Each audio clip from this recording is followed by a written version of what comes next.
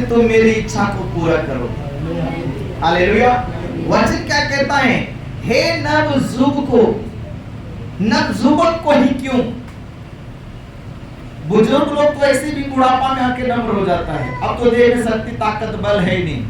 हाँ, अब मारो चाहे पीटो चाहे घर से निकालो, अब तो शरीर चल ही नहीं रहा है, अब चाहे जो करो, वो ऐसे ही नम्र है। मगर जवानी का जो समय होता है ना, उसमें बड़ा अकड़ होता है।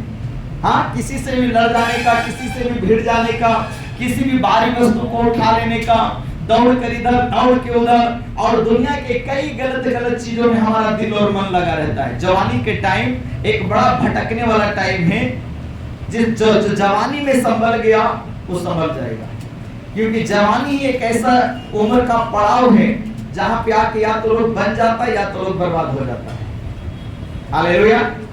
तो इसलिए नव युवकों को बाइबल चेतावनी दे रहा है कि अगर तुम इस धरती पे, पृथ्वी पे अपने जीवन को सही रखना चाहते हो, अगर मेरे से रिश्ता सही रखना चाहते हो, तो तुम मेरे सेवक यानी प्राचीन यानी अगुआ यानी पास्टर के अधीनता में रहना सीखो, और वो वचन से जो तुम्हें सिखाए उसको सीखो। इससे तेरा जवानी, तेरा जीवन इस पृथ्वी पे आशीषित रहेगा, और ये देख के परमेश्वर प्रसन्न होगा। Hallelujah, hallelujah. तो यहाँ पे बाइबल कहता है कि अगर तुम मुझे पिता कहते हो, स्वामी कहते हो, तो प्रभु कहता है फिर मेरा भय कहाँ है? प्रभु हम लोगों के जीवन में भय देखना चाहता है। इसलिए आप बाइबल में भजन संहिता में कई जगह आप पढ़ते हैं, कई जगह बाइबल में लिखा है ना, यहोवा का भय मानने वाला ठिकाना पाके सुखी रहता है। यहोवा का भय मानने वाला आशीष पाएगा। लिखा यहोवा के डरवैयों को किसी भली वस्तु की घटी ना होगी। ये सब आशीष का मालूम है कैसे आता है? जब आप प्रभु के डर में चलते हैं। जिसको प्रभु खड़ा किया आप उसको आदर देते हैं, आप उसको इज्जत देते हैं, आप उसको सम्मान करते हैं। हालेलुया। इस बात से प्रभु प्रसन्न होता है, वो मेरे सेवक को नहीं, वो मेरे वचन का आदर कर रहा है। याद रखिए, हम मसीह में मूर्ख हैं। वचन क्या कहता है? परमेश्वर ने जगत के मूर्खों को चुन लिया है, तो इसका मतलब हम सब मूर्ख हैं। हालेलुया। इसलिए तो संसार हमें मूर्ख ही कहता है। मूर्ख है ये लोग, कमा कमा के पास्टर को खाली देने जा रहा है।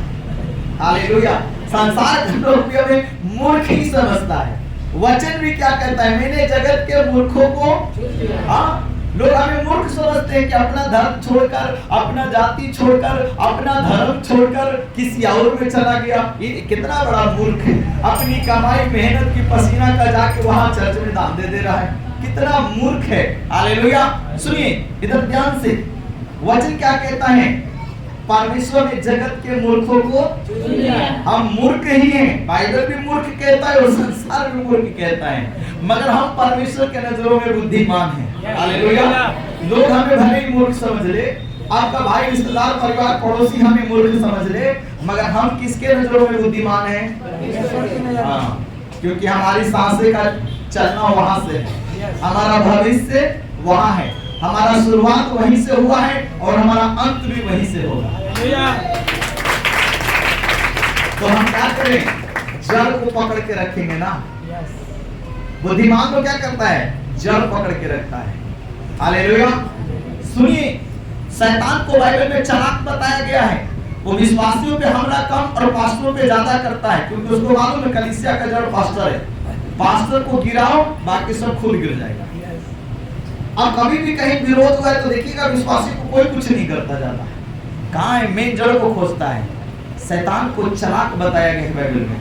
याद रखिए, आप जड़ पकड़िए। हमारा जड़ परमेश्वर है। इस संसार में हमारा जड़ नहीं है। हमारा जड़ अगर है तो स्वर्ग में। हमारा जीवन वहां से आता है, हमारा जीवन वापस वहां को जाता है। संसार में तो कुछ समय के लिए हमारा जीवन है, तो हम असली जड़ को पकड़े जो प्रभु है, जिससे हमारी जिंदगी शुरू होता है और जहां एक दिन हमारी जिंदगी खत्म होने वाला है। तो हम संसार में मूर्ख हैं, और बाइबल कहता है कि मैंने मूर्खों को चुना है ताकि ज्ञानवानों को लज्जित करना पड़े। तो आपके द्वारा परमेश्वर बहुत लोगों को शर्मिंदा और लज्जित करने वाला है। हालेलुया। लोग कैसे शर्मिंदा लज्जित होते हैं? ये चर्च में जाकर वो जानता है कि हम सुखी अच्छा है, उसको इसलिए चिढ़ है, उसको इसलिए तकलीफ है कि गया उसमें ठीक हो गया, हम अभी यही में लटकर हैं, ये कहे जा रहे हैं। हालेलुया।